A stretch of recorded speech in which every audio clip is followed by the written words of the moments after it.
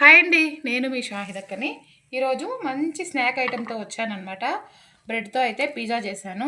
చూడండి, చాలా అంటే చాలా బాగుంటుంది అనమాట. సింపుల్గా మనం చేసేసుకోవచ్చు. అలాగే సింపుల్ అంటే టేస్టీ అనమాట. చూసారు కదా ఎంత ఎమ్మీగా, చాలా అంటే చాలా బాగుంటుంది అనమాట. ఇలా మనం కొంచెం సాస్లోకి ఇలా తీసుకొని మనకి పిజ్జా తిన్న ఆ ఫీలింగే వస్తుంది అనమాట. మీరు కూడా అయితే తప్పకుండా అయితే ట్రై చేయండి. ట్రై చేసి ఎలా వచ్చిందో నాకు కామెంట్ రూపంలో కామెంట్ అయితే చేయండి. వీడియోలోకి అయితే నేను సింపుల్గా మనం బ్రెడ్తో పిజ్జా ఎలా చేసుకోవాలో చేసి చూపిస్తాను. బౌల్ అయితే తీసుకున్నాం కదా, ఒక క్యాప్సికమ్ అనమాట సన్న ముక్కలుగా ఈ ముక్కలు ఇంత సైజు ముక్కలు కట్ చేసుకోవాలి. అలాగే ఒక పెద్ద సైజు ఉల్లిపాయ కూడా తీసుకొని సేమ్ సైజు అనమాట అలాగే కట్ చేసేసుకోవాలి. అలాగే ఒక పెద్ద టమోటాను కూడా ఇలా ముక్కలుగా కట్ చేసేసుకొని సరిపడా సాల్ట్, అలాగే సరిపడా కారం అన్నమాట మొత్తం చక్కగా మిక్స్ చేసేసుకోవాలి.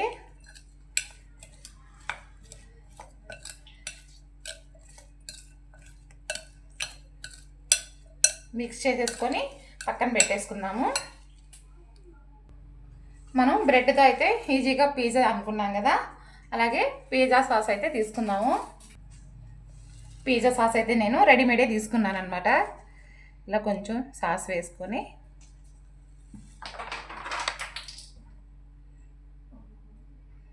కొంచెం ఇలా నీట్గా స్ప్రెడ్ చేసేసుకోవాలి.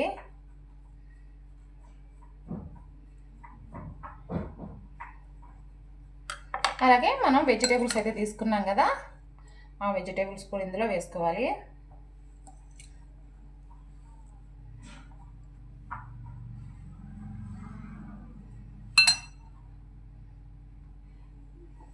ఇలా మొత్తం నీట్గా మనం చేసుకున్న తర్వాత మనం చీజ్ ఉంటుంది కదా, ఆ చీజ్ని అయితే సన్నగా దరుక్కుని ఇలా మొత్తం పైన వేసేసుకోవాలన్నమాట. ఈ వెజిటేబుల్స్ పైన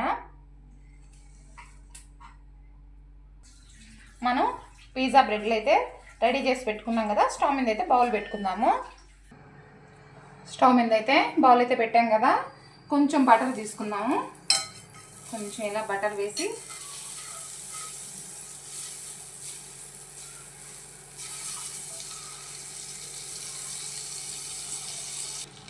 మనం రెడీ చేసుకున్న ఈ పిజ్జా బ్రెడ్ని అయితే ఇలా వేసేసుకోవాలన్నమాట. మనం మంటనైతే మీడియం మంట మీద పెట్టేసి మూత అయితే పెట్టేసుకొని ఒక 5-6 నిమిషాల పాటుగా మనం స్టవ్ మీద అయితే మనకి చక్కగా బేక్ అవ్వాలన్నమాట.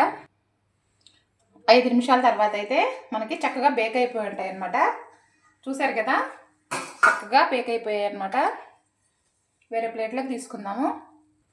అంతేనమాట, సింపుల్గా అయిపోద్ది మనకి బ్రెడ్తో పిజ్జా అనేది. చాలా సింపుల్, అలాగే టేస్ట్ అయితే యమ్మీగా ఉంటుంది అనమాట. మీరు కూడా ట్రై చేయండి. ట్రై చేసి ఎలా వచ్చిందో కామెంట్ అయితే చేయండి. అలాగే నెక్స్ట్ మంచి వీడియోలో కలుద్దాం. Bye bye.